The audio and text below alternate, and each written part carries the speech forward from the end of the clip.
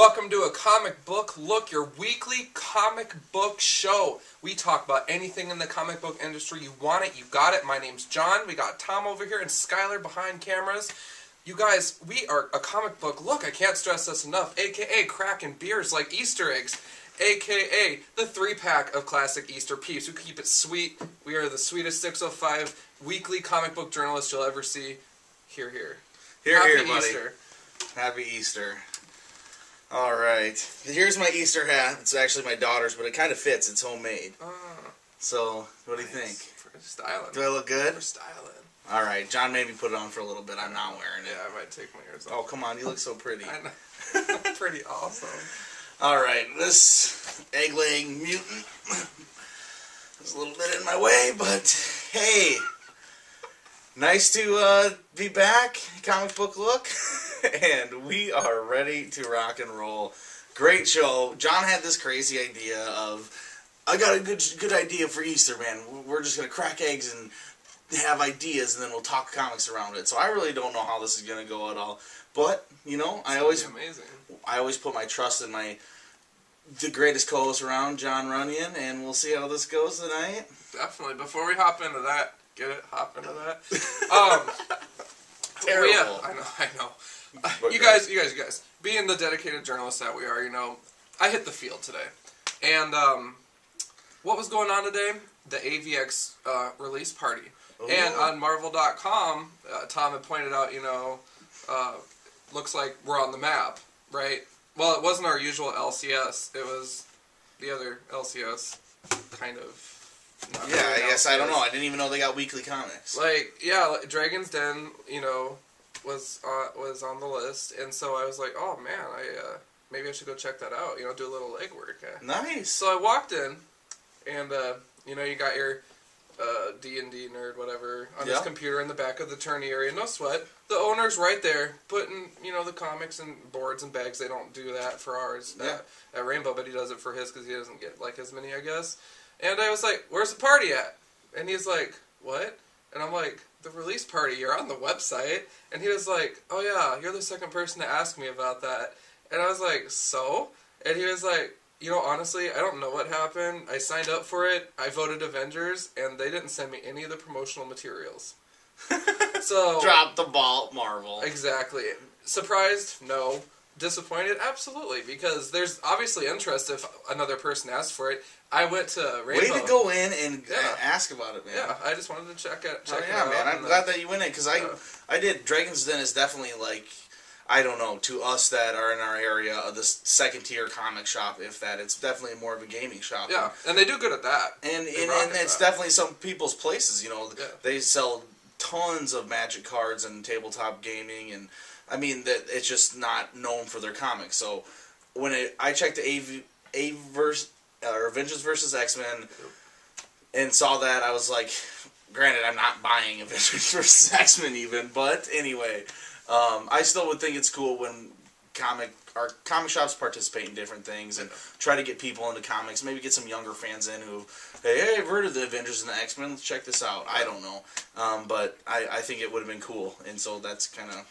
Yeah, and the other interesting thing was, you know, I walked into Rainbow, told Brian about it, you know, or John, excuse me, and John was just cracking up because he was like, yeah, it's supposed to be a midnight release, and he drove by at 11:30 and no one was out there, so just total spaced it out, and I don't think it was the owner's fault. I really don't. I think that Marvel really dropped the ball on that, and that's kind of a shame. It's on their website, for God's sake. I'm sure there is some crazy parties that went on. Right. And there was some probably places, and I don't know, I think Rainbow could have probably got something together. At least probably 20 people would have showed up at least. Yeah. That seems small, but come on, we're in Sioux Falls, South Dakota, people. Exactly. It'd be fun for us. Yeah. And, you know, I don't know. It would have been cool to have them participate. Yeah. So, yeah, John thought it was funny, and I was like, that must I wish John would have tried, because, I mean, John, he buys a lot of comics. Yeah.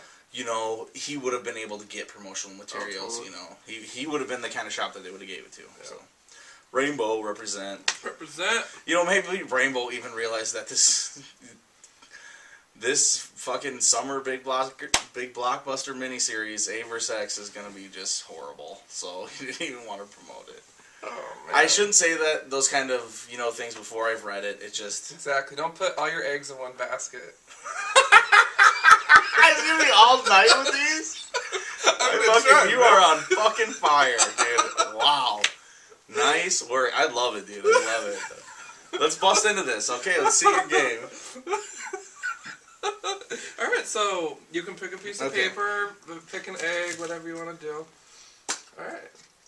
And what does it say? Oh, this is the word, apparently, of the first Easter egg, a comic book look, annual egg cracking. Flirtatious / foxy. So what comes to mind when you... You gotta go first. What? I have to think about mine. I already know what yours is. You've said it every issue.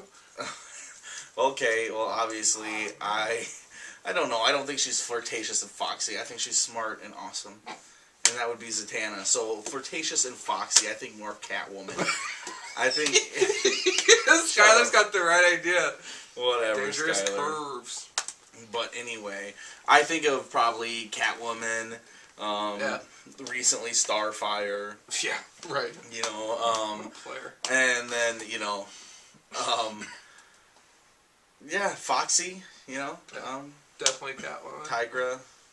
Yeah, she's kind of foxy. Oh yeah, she's foxy, dude. Especially when she starts appearing in DC films. I think She-Hulk's pretty flirtatious and foxy. She-Hulk's probably, I like She-Hulk. She's kind of fun. She's flirtatious. She's foxy. She's strong. Yeah. She-Hulk. Yeah. Love those green girls. You know it. I don't know. What do you got, John? What do you think of her? This is your first.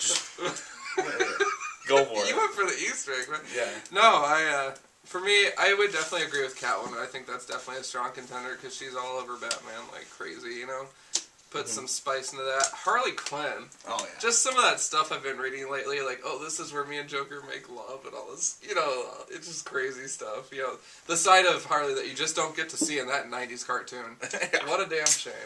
No, thank God. Emma Frost, I think, is definitely kind of flirty because she dresses like bam, like she's a fox. I'm a good guy, but I'm also awesome. And she's always a flirt to Namor, totally. Yeah, exactly. Playing Cyclops like the cupcake he is.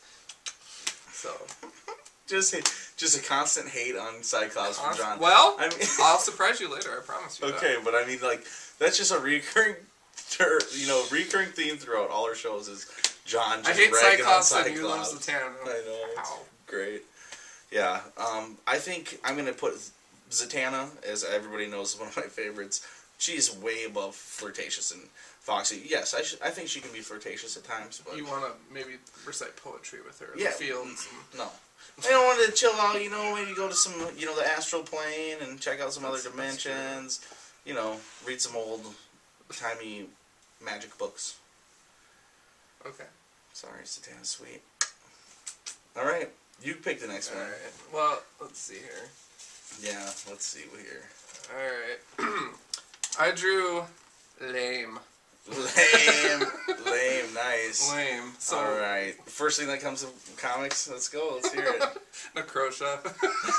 Yeah, totally. Worse. No, and you know what's worse than Necrosha? Necrosha's timing with the black rings. So you need to give people the full setup. What is Necrosha? What is, why is it lame? You have to tell. Necrosha, the dead rise by the power of Selene. All the Marvel characters, pretty much like every other character that dies, except this is all at once, so, it's a little more convenient. But I guess some of the neat things about it, the dead visit Utopia effectively. For me, it was kind of neat. I actually went back a little more recently and reread them because I got to meet some of the Hellions, which are Emma Frost's former students. So your thing that's lame is pretty neat now? Well, it was just cool to see the characters. The event as a whole, though, like Tom and I talked about one issue where we couldn't even see what was going on. It's like glowing red eyes. It was a mini-series that Marvel put out during the exact same time as, The Blackest Night coming out. Yeah. Where the DC villains were rising, Necrosha. Yeah. Marvel villains were rising, except it was done horribly and terrible, and it had X-Force before. It was Uncanny X-Force, and XMen. It was totally lame. Lameoid 100%, so I think I agree with you on that. Yeah. Definitely. Lame, I think... I think anything lame that bites the other's style at the same time, like renumbering Uncanny X-Men is also lame. Yeah, I think that is definitely a huge lameoid, because I dropped Uncanny X-Men because of it, so... renumbering in general can sometimes be lame. Also, lameness comes from too much hype on terrible things, and then not following through with good product. Fear itself. Oh, that's a good one. I forgot about that. And then also, I would say just business practices of Marvel and DC at times are super lame. Yeah. You know, as much as we want to be fans and everything and love the creators, when lameness comes to my mind, I think of all the bullshit that Marvel does as like a corporation and the, you know, decisions it makes, and it's always doing something stupid, not for the, you know, fan, something for the short-term shareholders, where that maybe if they really work towards the fan and you work towards that, you get more fans, and then the shareholders will, you know, end up winning in the long run. They can't see that picture, and I think that's super lame, and that goes on both ends, DC and Marvel. Just, you know, you see it more with Marvel, but DC, you know, does things all the time. I mean, lame. Before Watchmen, I don't know. I think that's lame. You know, going against Alan Moore's wishes, whatever. You know, after his, I know he signed the contract, but you know. Whatever. I know a lot of people are tired of hearing him, the old man, complain for so long, but whatever. He has every right. A lot of that. Wow. Yeah. Yeah, dude. He has every right in my book. So whatever. That's lame. So yeah, I kind of like this. This is kind of a good thing to go through. Yeah, a little therapy. Yeah, you know, pick a subject. What comes to your mind? Definitely. All right, I'm up next then. You're up next. Redonkulous. Actually, it's ridiculous. And oh no. Oh, sorry. Ridiculous? Ridiculous. What is absolutely ridiculous? I would say Emma Frost is absolutely ridiculous. Ridiculously awesome. Like, she is just like the clothes she wears, like the constant bitterness and relationship and like snippetiness that she is, but Cyclops still likes her, and I don't know. That's ridiculous. Ridiculously awesome. Batman going on right now. I just feel like it's so great right now. Also, ridiculously awesome. Got the rest of the Why the Last Man hardcovers in the mail. Ridiculously awesome. Just rounding off number 3. I've never actually finished the whole series. I've only read till like issue probably 30. So I'm pretty excited to finish the rest up. Ridiculously awesome.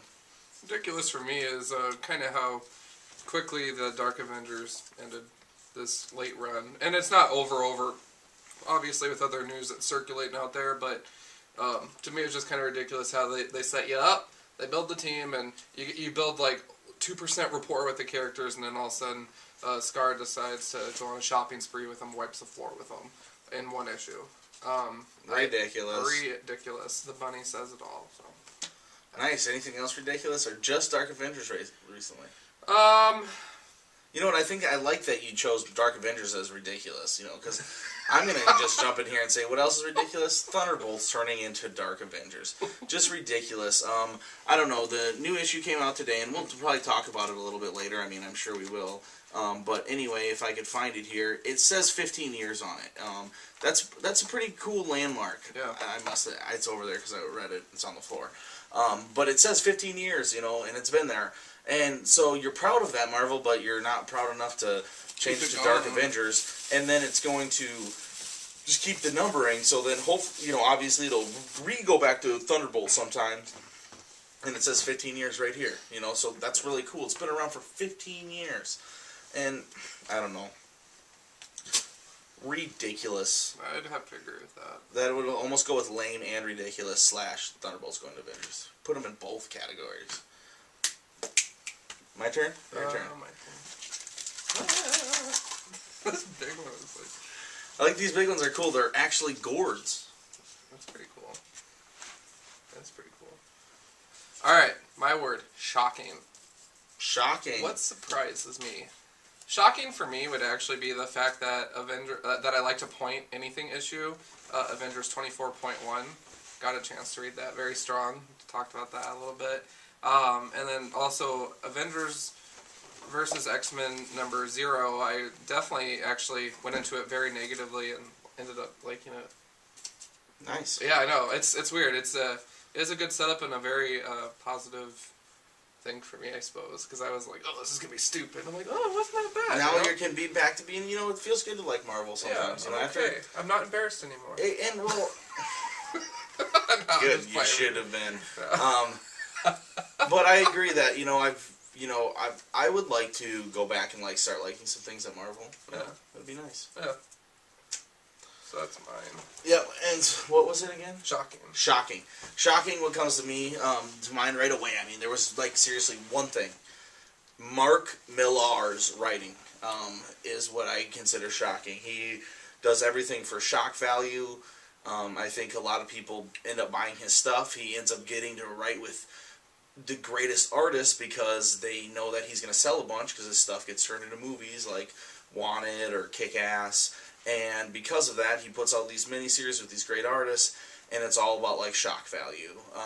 And very low story or real stories. Everything is just like includes maybe a rape or incest or just I don't know, abuse, child abuse, I don't know, spousal abuse, I don't know. Anything that you can get for shock value, that's what he tries to throw in, and then a lot of people eat it up. Oh, I love Mark Millar. And that's what I think of shocking, is dumb shit like that. I think the only thing he's writing right now, I don't think he writes any Marvel books anymore, but, he did Fantastic Four for a long time, did a bunch of the Ultimate books. He's wrote a couple good stories, like Superman Red Sun, where he ripped off the ending from Grant Morrison, and Skull Kill Crew, which he worked on with Grant Morrison. And so he came up to be really cool and had the best apprentice, he was apprentice kind of under Grant Morrison for these things, and he had the best chance to get the greatest way to do comic books, and he took away from it nothing good and writes this dribble that he writes now. It's terrible. Alright, well yeah, that's what I think when I think it's shocking. Yeah. Alright. Go for it, an egg. It's kind of pops on the close, so I can pop it. And that was intense, man. I love Easter. For the bunnies. WTF. What the fuck? I'm just gonna assume that you put what the fuck, because, I don't like these abbreviations as much as John does. And I was at work when I did those, yes. So, obviously. Well, thank you for getting this together and organizing it. Well, Yeah, because, I don't. What? Oh, that's all good. I know. Nice work. What the fuck? You're up. What the fuck? The what the fuck moment, guys, that's just plain as day. In fact, Tom's going to say the same thing. Canceling Alpha Flight? What a kick to Marvel's balls, man. Are you crazy? What the fuck? What the fuck, man? Can't start that shit, call it ongoing, and just cancel it. Exactly. There's fans out there with broken hearts. Exactly. Sorry, John. Yeah, what the fuck? I don't know. What's the what the fuck thing for me? You've had a few. Yeah, I don't know. Yeah. What the fuck, DC, for, the new 52, being able to give I don't know, maybe a little more creative freedom and bringing these titles into some more interesting things besides renumbering it, hyping it, and then just doing the same old stuff. What the fuck with... Do you know that Green Arrow is a character that people like? And people love to hear good stories, and people, he can be portrayed in the animated series when he's on as awesome on Young Justice, and... they're doing a show about him, and on CW, or trying to do, they got a pilot greenlit. He was on Smallville, there's interest for this character. What the fuck, dude? Do something with him, give him to some good creators. There has to be somebody out there just waiting to do an awesome Green Arrow story. What the fuck? What the fuck? Poor Easter Bunny's ears are going to start bleeding. They're switching Easter Bunny. I'll take the one that's not in the egg. Disappointing. I don't know, we've covered a lot of negative ground. It's okay, those are the ones you picked. It's fine. People like to hear us bitch a little bit every once in a while. Disappointing. You going first? F. Okay. Yeah, I suppose I can. I can if you want, because I got something. Okay, you go first. Okay, disappointing. Oh, I got mine. Go. Okay. Loved Mike Costa on G.I. Joe Cobra, and was so excited for Blackhawks to come out, and then super disappointed. It wasn't very good. Still has this thing out here called Smoke and Mirrors, and it was going to be a new series and involve like magic. I love magic. I think it's really interesting, and when done right, it can be really cool. And then I read it, and it's disappointing. I wanted it to be better than it was, and was it okay? It was okay, but I wanted it to be better. So I was a little disappointed by that. I want to like Mike Costa. He's a comic book guy, and I don't know. Just disappointed lately. I wish he would write something just awesome that I would just really like. And I'm sure it's for some people. I don't want to say that it's not, but I guess it wasn't for me. And darn it, and I have been disappointed that I haven't got to like his works as much as he had me so excited at one point. Disappointment for me comes in the pages of Uncanny X-Force. And I talked again. They had it on the counter waiting for me to buy it, and I just, I looked at John and I was like, no, man, I fell off of this a few issues ago, and he was like, yeah, I've been hearing that a lot lately, and I'm like, good, see, I'm not alone, all this time traveling hoo-ha, and thank God the Thunderbolts are doing something relevant, even if it's still time traveling, they're fighting themselves. Relevant, you mean like... Instead of trolloping in Camelot, are you because it has something to do with continuity? Yeah. Why? I don't know. As a reader, I don't know, I can't explain it, you guys, that's just how I'm wired. And, the Thunderbolts, the premise of the book is good, or bad guys pretending to be good guys. Yeah. So we're not there galloping with, King Arthur and all that bullshit. We're not slaying British whores and whatever, back in the day. Thunderbolts, get your get it back. And they are slowly but surely, but, what does it matter at this point? We're 3 issues away from Dark Avengers, so kind of bummed at this point regarding that. Yeah, me too. So that's... But I'm bummed about that because the story of Thunderbolt's been awesome, so whatever. Another disappointing, I think, is... what was I going to say? Shit. Can't remember. Okay, fuck it. Next one? Last one. Yeah. Oh, what's it gonna be? The pink egg is gonna speak. Oh. I have no idea what it is. Oh! We got Nerdgasm. I wish you had to say that. That was Gabe's idea. Fuck you, Gabe. Nerdgasm.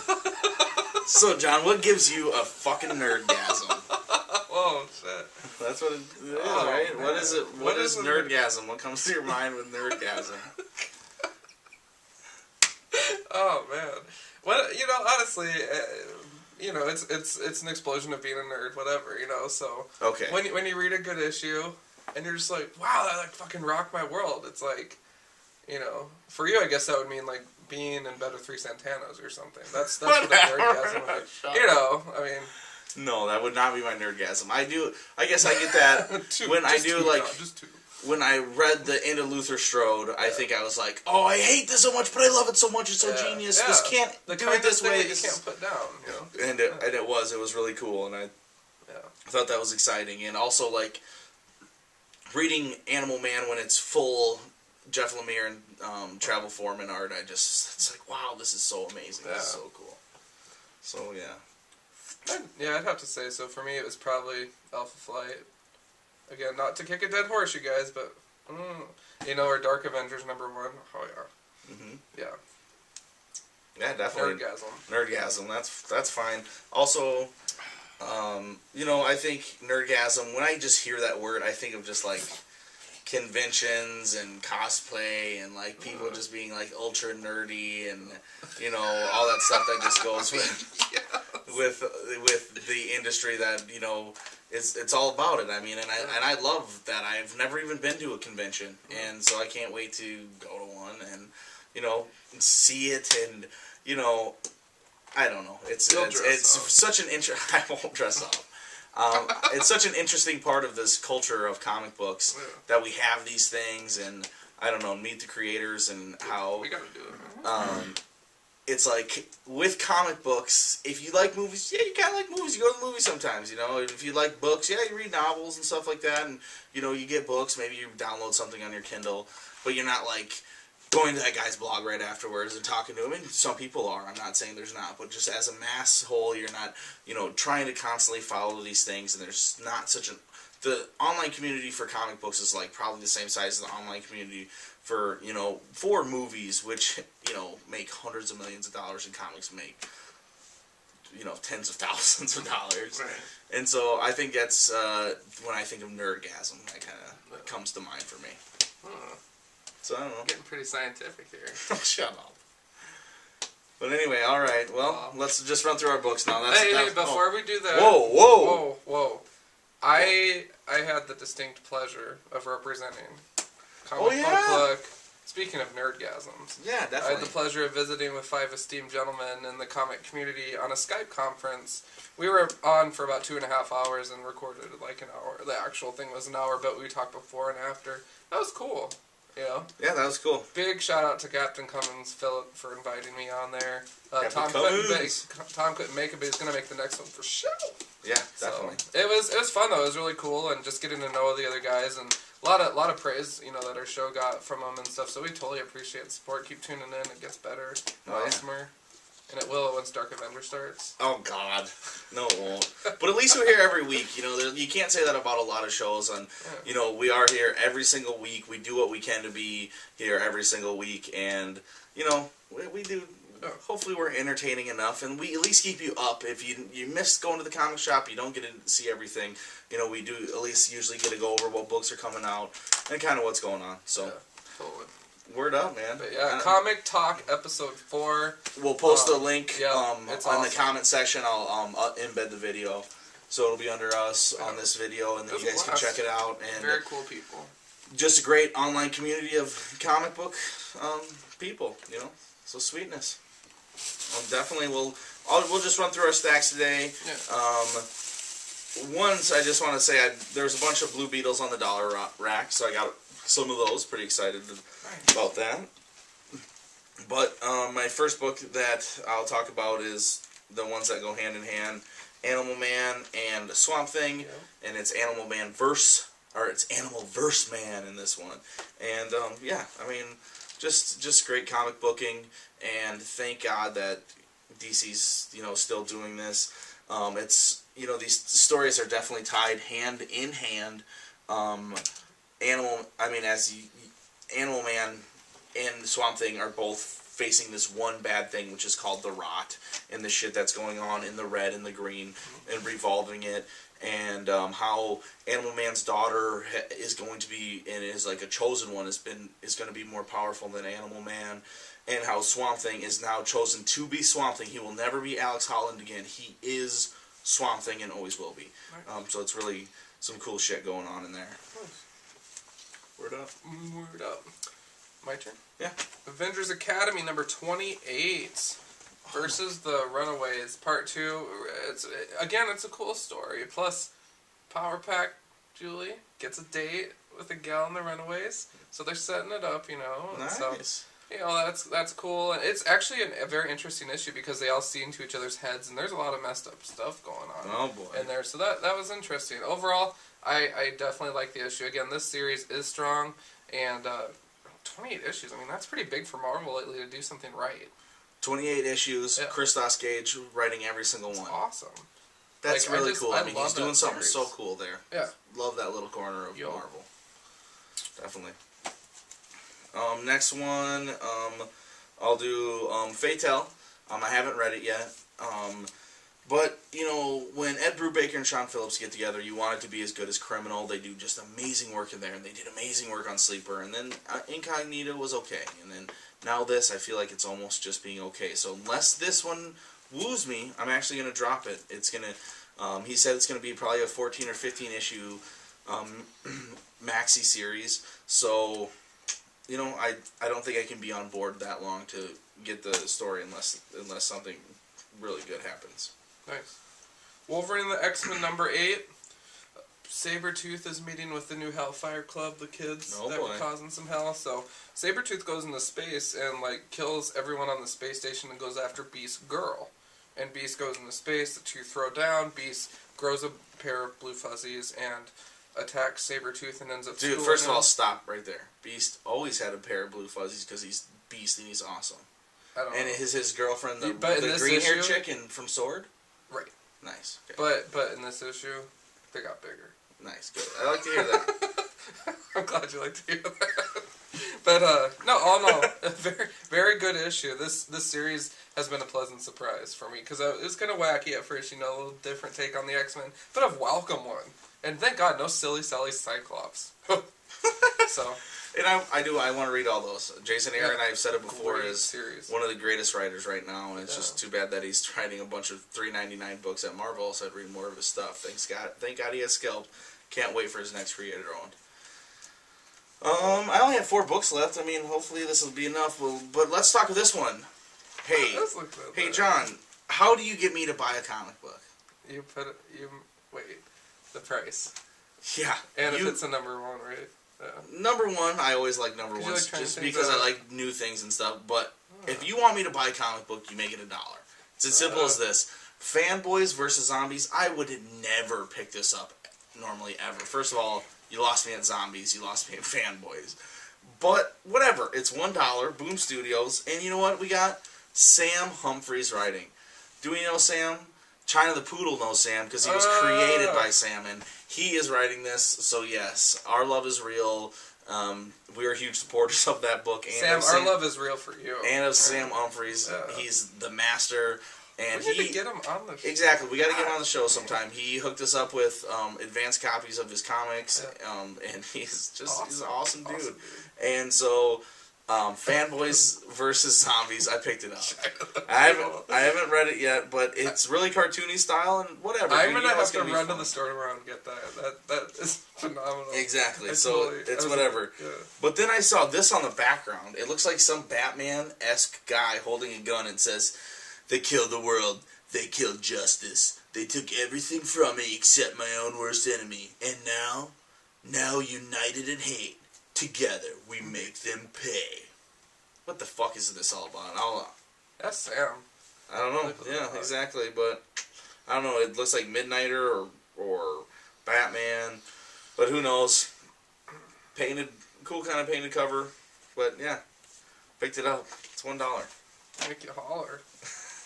Right. That's right.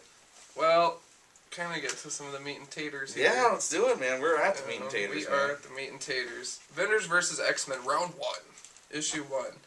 I don't know. I like it. I like the issue as a whole. It was good. I don't know really how to feel about it. You know what I mean? There's so much. You don't know how to feel about it. Well, there's just so much skepticism. Like when I'm reading reviews and stuff, I read a lot about it before I actually went and picked it up. Oh, you did? Ooh, that could skewer yourself. Right, and that's kind of why I'm like, eh. But all in all, I mean, it was cool. I had no problem with it. Again, I really think that what they're doing is they're doing a great job at setting us up, but I'm just worried that they're not going to deliver for the rest of it. But they are doing a good job of setting it up. I like this. Good. Who's writing this? Bendis. Brian Michael Bendis. Cool. You're it. Alright. I think this was from last week, so... This one's Sweet Tooth, though. This continues to be really good. Jeff Lemire, Vertigo. I like what they're doing. This and Unwritten are really, really good right now. Much better than those number 1s they put out besides Saucer Country. And you're surprised. I mean, there was this really bad threat that was shit could have fucking really went wrong, and it ended up really, really closing up a huge portion of the book. And now I think after this, they're really going to have to go probably to Alaska or find out what this big mystery is about. From when Matt Kent was doing the art, they did this whole thing of like how this probably happened, and it all is based in Alaska, and they're probably going to have to go there now, I assume, for the last arc. But I don't know. I mean, it's issue 32. It could go on a lot longer. Who knows? I don't know what the sales are like and stuff, but I'm really liking the book, and I hope other people are too. Nice. Yeah. Nice. My turn? Yeah. You don't have your copy. Oh, I'm sorry. It's over there. I tried to go get some of my books, but I had them all scattered. You know. Scattered. Thunderbolts 172. About time. That's all I gotta say on that. they're squaring off against the original Thunderbolts team, which is really cool to see as well. It's been a long time. I like the issue, personally, and at the end, Moonstone meets Moonstone. You know, they're not supposed to interact with each other, but she's like, look into your future. You know. So, all in all, it was a refreshing thing. It was powerful. I mean, like, I do like that part. She's like, look what you'll turn into, Carla. Exactly. It was badass. This is one of the books I already did read, because I get the Thunderbolts right away. Unlike John, who is a Thunderbolts fan for life, I am not a Thunderbolts fan for life, but you know what I like? Fun comic booking. You know what Thunderbolts has been since Jeff Parker's been on? Exactly that. Just the greatest. So yeah, it'll be, we'll see where it goes. But, you know, fuck it. I'm just giving you crap. Dark Avengers taking over. Watch it be awesome, though. Yep, who knows. Right. This is how does Daredevil keep on getting my favorite covers of the week? This is my next favorite cover of the week. I think it is really cool. Wow. Smell, hearing, taste, touch, radar. Yeah. And it's Braille. Braille on the side. Yeah. Just such smart design here. That's great. Love it. And, I mean, it's Daredevil. It's a .1 issue. I haven't read it yet. I usually don't buy .1 issues, but I will buy Daredevil because I love it right now. I truly love what Daredevil's doing. And cover like that, shit, man. Yeah. You know I'm buying that sucker. Yeah. All right. Well, I'm trying something new. How many do you have left? Whoa, 3. Okay, good. We're perfect. I'm trying something new. The Waking, Dreams In, #1.